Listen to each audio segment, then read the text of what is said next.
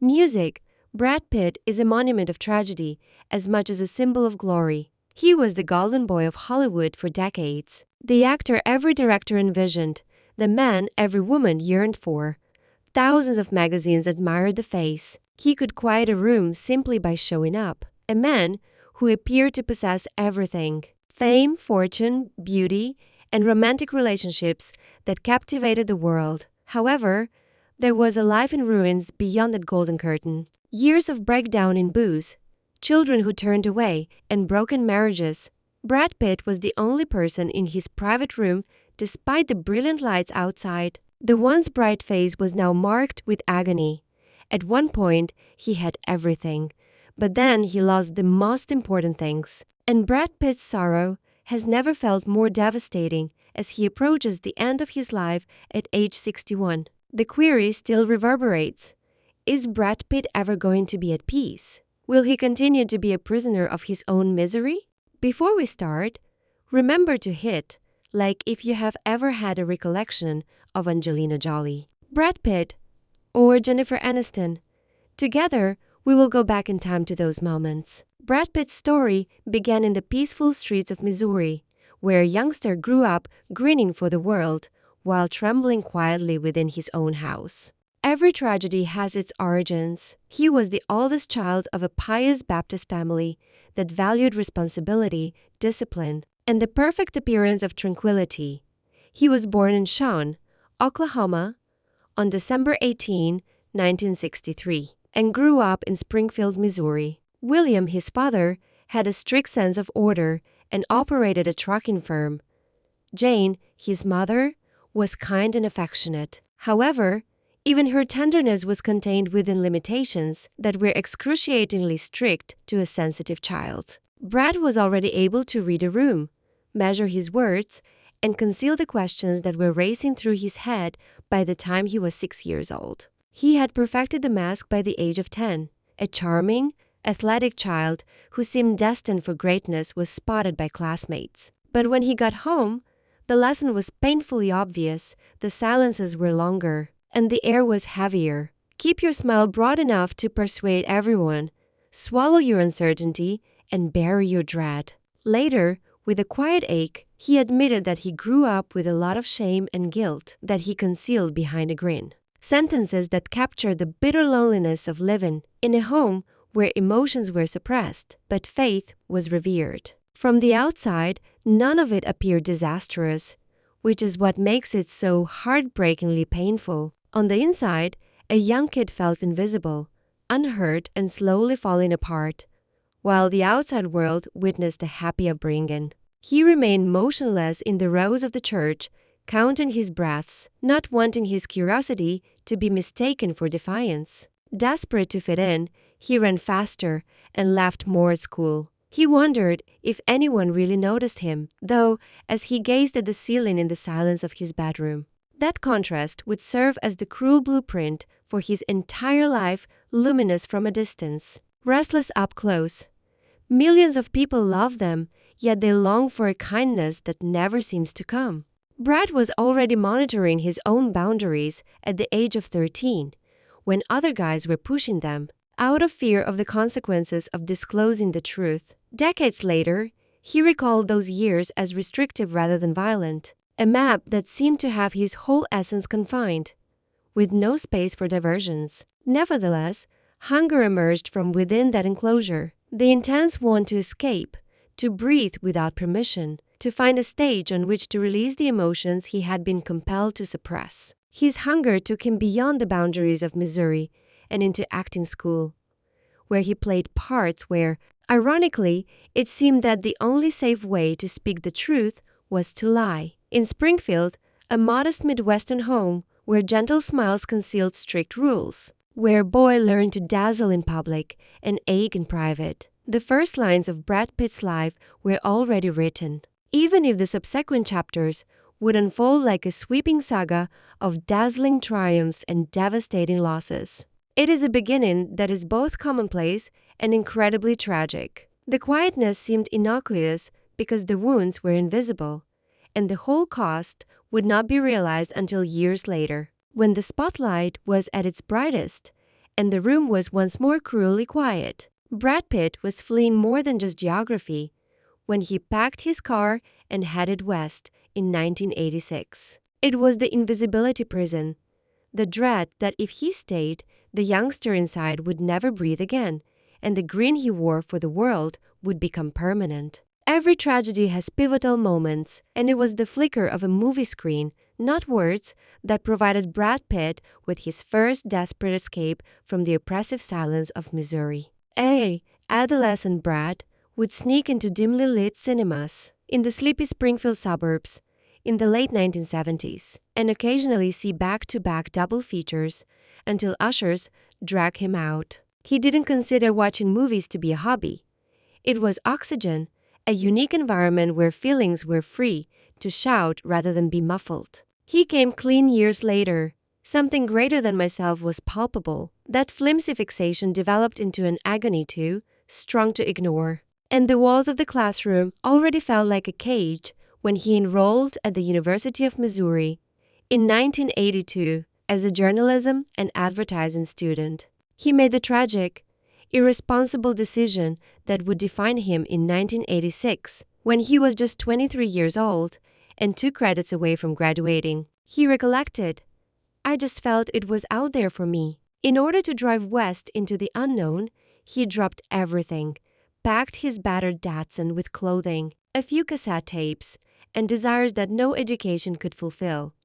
Desperation, rather than dreams, paved the way to Los Angeles. The despair of a young man who would rather serve food in secret than be suffocated by Missouri's silent expectations for another day. Brad came to law with just $325 and no safety net. He swallowed his dignity to make ends meet by taking odd jobs far from the spotlight, such as delivering refrigerators to strangers, driving strippers to bachelor parties, and even roasting inside a huge chicken suit to wave at passing automobiles outside El Público. His dignity was eroded by each shift, but every dollar he made was immediately invested in acting lessons with the renowned Roy London. There was something precious that Brad found in those small studios.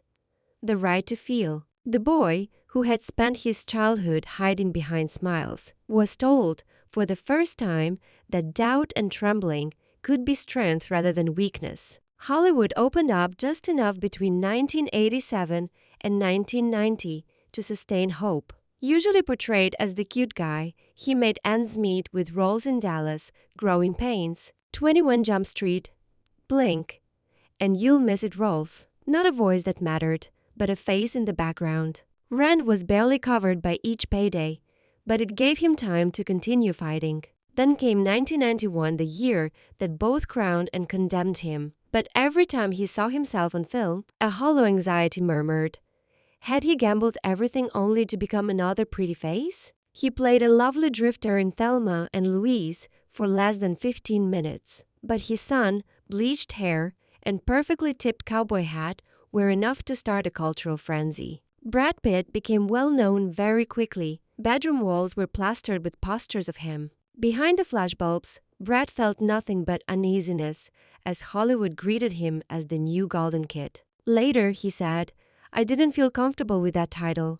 I wanted to be considered important." It was cruelly ironic, almost tragic, that the part that was supposed to present him to the world as an actor instead reduced him to a picture. The most fundamental contradiction of his early career was found here. He was also chained inside a golden cage by the role that gave him access to Hollywood. He had fled Missouri to avoid silence, suffered humiliation in moving trucks and chicken costumes, and now found himself ensnared once more, this time by the chains of perfection. He was brilliant in the eyes of the world. To himself, he was unproven, incomplete, and restless. The same unsolved conundrum that had plagued him since childhood remained once fame had finally found him. Was he merely a face or a real artist? And that nagging question would accompany him all the way to the top of Hollywood, making every victory a burden as well as a crown. Despite his unparalleled talent, Brad Pitt's career was marred by grief at every turn. He at last emerged from the confining label of only having a lovely face in his late 20s. A river flows across. It allowed viewers to see more depth than just the charm. Soon after, he was hailed as a fabled character, untamed and primal, and a symbol of tragic beauty by fall legends. Seven showed a darker side by his early 30s, and Fight Club turned him from a movie star into a household name. By the time he was 40, Brad was more than just an actor, thanks to hits like Troy, carrying the burden of icon status and earning $20 to $30 million every picture. He was influencing the concept of masculinity for a whole generation. But the irony of triumph is harsh. He felt more empty the higher he went. I was uncomfortable in my own skin, Brad would later admit. He was dubbed the sexiest man alive on magazine covers, but in quiet rooms, he drowned in silence, sipping through nights that fame could not brighten. I spent years hiding behind alcohol, running from myself. Brad proved he was more than just a face by producing Academy Award-winning films that addressed humanity's deepest wounds. He was untouchable to the world, but restless, hollow, and searching to himself. He founded Plan B Entertainment at the beginning of the new millennium with his then-wife Jennifer Aniston, and it became one of Hollywood's most daring voices. The climax came in 2019 when he stood on the Oscar stage, golden statue in hand, for once upon a time in Hollywood, at the age of 55, and grinned the smile that the world loved. Trophies glittered on shelves, but private nights whispered of shadows no award could silence. His $400 million fortune could buy sprawling estates and rare art, but never the peace his heart had sought since Missouri. The paradox of Brad Pitt's career is as stunning as it is devastating. The brighter the spotlight, the darker the shadows behind him. But when the lights went down and the tuxedo was put away, the same ache returned. Decades of self-doubt, broken marriages, and drunken nights. Behind the roar of red carpets, he was not just a legend, but a man unraveling, plagued by the fear that the world loved only his reflection, never his soul.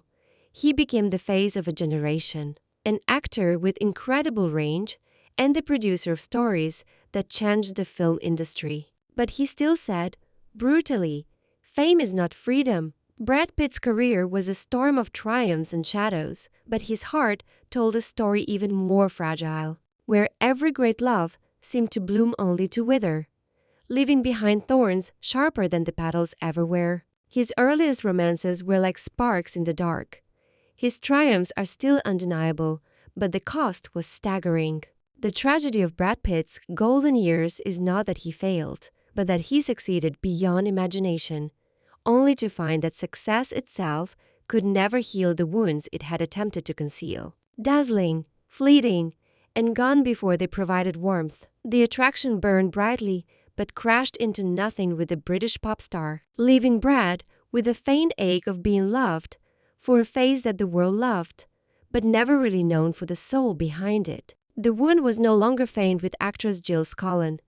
It was fire. The betrayal left Brad with his first deep scar, the kind that teaches a man how brittle devotion can be. Brad poured himself into the relationship, even traveling across the world to see her, only to be met with the confession that she had fallen for someone else, her director. It wasn't a gentle fading, but rather a sudden and humiliating guillotine. For a while, it appeared that he had found safety, but tenderness can be as ephemeral as mist at dawn, and soon the warmth dissolved, leaving Brad staring at empty hands once again. Robin Given brought chaos instead of calm. Singer E.G. Delia Lee offered something softer, almost healing. She later described him as tender, searching more for comfort than glamour. Christina Applegate's rejection was like a slap under stage lights. Their brief entanglement may have gone unnoticed, but when Mike Tyson claimed to have caught Brad outside her driveway, it exploded into tabloid spectacle, turning what had been private into public fodder. And Brad, humiliated, realized that even love could be weaponized by the glare of fame. She chose another man as the cameras flashed as she walked out mid-state at the 1989 MTV Awards. To Brad, it was a public display of weakness, a sting that was made more painful by the fact that it was being performed in front of millions of people. Juliette Lewis was different. He was 27 when they started, and she was just 17. He used erratic behavior to convey messages. Refusing to use the name that millions knew, he adopted a symbol as his new name. The people viewed it as strange conduct. True freedom, however, never comes cheaply, especially when you are born having to fight twice as hard to get it. As many who had sat next to him in private chats saw it as a signal. As a result, the rivalry that had everyone so enthralled was revealed to be a facade. A script penned by people who realized that their voice would be too strong and loud to be disregarded if they united and shouted the same truth, so that the world would be too preoccupied with observing the distance between them to detect that the two mountains had a common foundation deep down. It was preferable to make them into opposing mountains. While a person is still living, some things are simply murmured, and once they are gone, they become a persistent, eerie stillness. That journal was just such a silence for Michael. According to the story, it wasn't a typical daily narrative or a kind journal with a few lines of sadness. It was where he meticulously documented his most personal ideas. The identities of people he thought were surreptitiously erecting a wall around him, and the plans he hadn't had time to implement to take back control of his music, his reputation, and his own voice. Michael always carried the notebook with him, as if it were his last line of defense. According to someone who worked closely with him, each page had a clear date on it, and there were reminders to himself dotted with musical ideas. They want the catalog, or you shouldn't trust anyone. Although it may seem straightforward, the catalog had more than just a few tunes for those who were unaware. It contained the ownership rights to several of the Beatles' most well-known songs and was worth hundreds of millions of dollars. The odd thing is that Michael did not hide the journal's existence entirely. Sometimes he would give a few subtle clues in private chats. Prince is thought to be among the few individuals who heard Michael bring it up. Despite their distance from one another, there was a strange danger of empathy between them. Both had resisted a system that did not want them to have power in their hands and had suffered from being constrained by contracts. Michael might have thought Prince would comprehend for precisely this reason. Then, the unimaginable occurred. Michael's death was unexpected and contentious. Prince never confirmed this story, but anyone who had seen the look in his eyes when Michael's name was mentioned would recognize a heavy sadness. "This isn't just about me," he reportedly told Michael, referring to a list of names and organizations that he believed were targeting him. "If I fall, you'll be next." It is important to note that these meetings were not frequent, but each time they did occur, Michael would return with an unusual tension. He publicly criticized the music industry for exploiting artists, and once painted the word slave on his cheek as a message of protest, leading many to believe that there was a deep-seated empathy between him and Michael that went far beyond what the media ever described. We are in a race against time. At the time, no one completely grasped Michael's meaning until everything came to pass. According to a member of his entourage, Michael was silent for the whole car ride home, following a chat with Prince that lasted more than 3 hours. If Michael had actually shared some of the journal's contents with Prince, then Prince carried a weight of information that could have rocked the entire industry, which is why his silence in the years that followed is all the more remarkable. These pieces of the puzzle add even more vividness to the theory of the journal and the secret it held. In the artist community, especially for the highly successful artists of color at the time, keeping secrets and protecting oneself was a crucial survival instinct. History has shown too often that when an artist starts to question power and assets, they easily become a target. Was he afraid that speaking out would put him in the same quagmire from W? The truth is sometimes the most dangerous thing you can have in this game, and both Michael and Prince have been through handcuffed contracts and silent battles to keep creative control. As one veteran producer put it, if these two were truly sharing information with each other, then it wasn't just about music. It had to do with power in an industry where everything can be purchased. Silence can occasionally be the only act of self-preservation. In hindsight, The private conversations between Michael and Prince are like unseen bridges that unite two seemingly disparate paths. That statement reverberates as an explanation for everything that transpired later, from the journal's unexplained disappearance to Prince's reserved manner. The entire music industry was in shock when Prince made an appearance with a new name, an unpronounceable symbol that was half like a male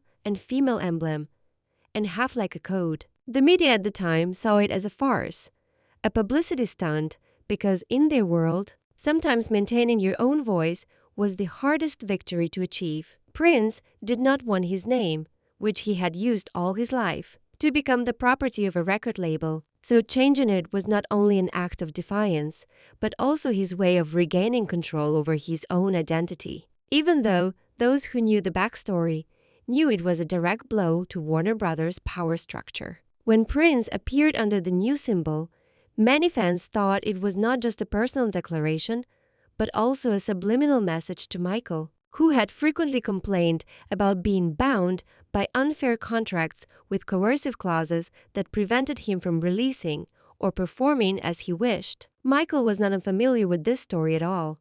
Prince started incorporating lyrics and stage imagery into his songs during those years, which his devoted followers took to be secret messages. I am finding a way to break free from the enclosure.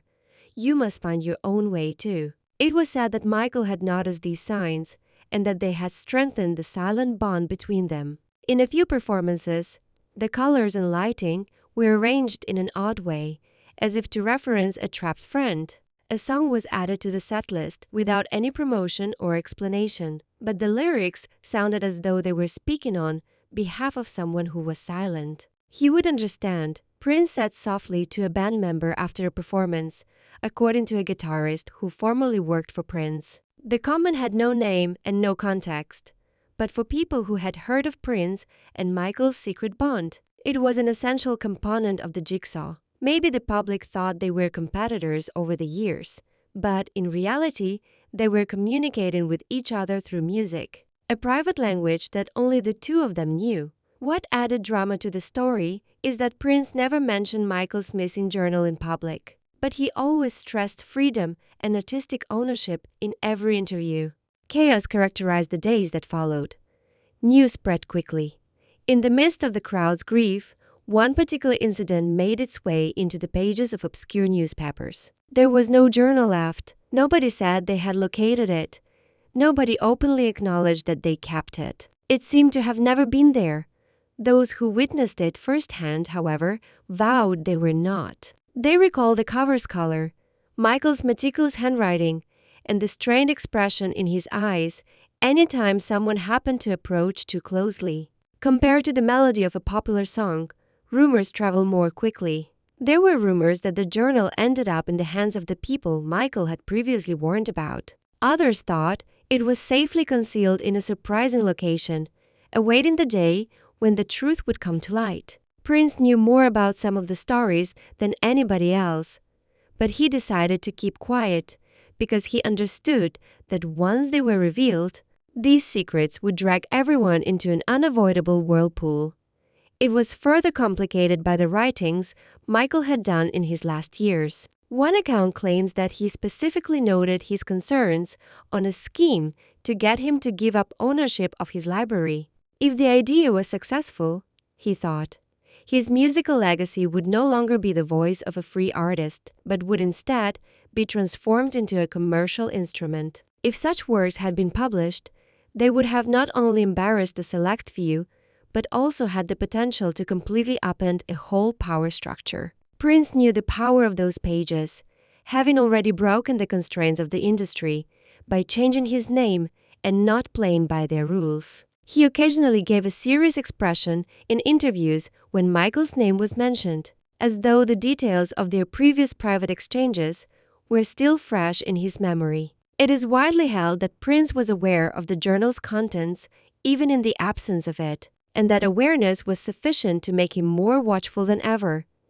This simply added to the mystery surrounding the story. Was the journal authentic? Did its contents have the capacity to alter the way that the world perceived Michael's last years? And why did the most crucial piece of evidence disappear into thin air among a deluge of well-examined material? Somewhere in an anonymous safe or in the memories of someone who made the decision to die. Bringing that secret with them could be the answer.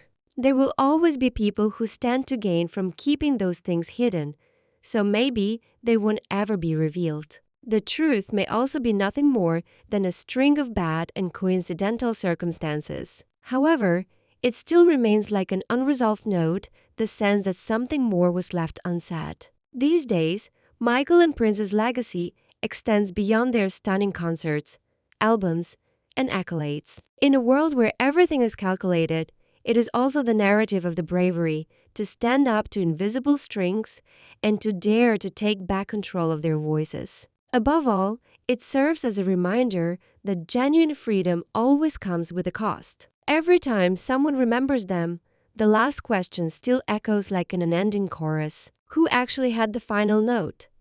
The possibility is that their two voices will endure forever, because we will keep asking and searching. In addition to producing immortal music, Michael Jackson and Prince's lives and careers are a tale of bravery and the intense need to rediscover artistic freedom in a world of constraints and calculations. They fought, they lived, and they left behind enduring scars in the unspoken secrets and on the stage. Prince's secret lyrics, Michael's missing journal, and the private discussions that only they could decipher combine to paint an odd picture of music blending with suffering, rebellion, and a close bond. Their legacies serve as a reminder of the importance of freedom, the right to write our own life stories, and the ability of music to cut through all boundaries, even though the truth may never be entirely known. To ensure you don't miss any more in-depth analyses of other music icons, please hit the like button, leave a comment, and subscribe if this piece spoke to you. In addition to their music, we can preserve these voices by working together to preserve their tales and memories. We appreciate you staying with us through the very finish. To ensure you don't miss any of our daily updates, please hit the subscribe button and give this video a like if you liked it. Feel free to watch some of our most recent and well-liked videos as they appear on your screen. I will see you in the next.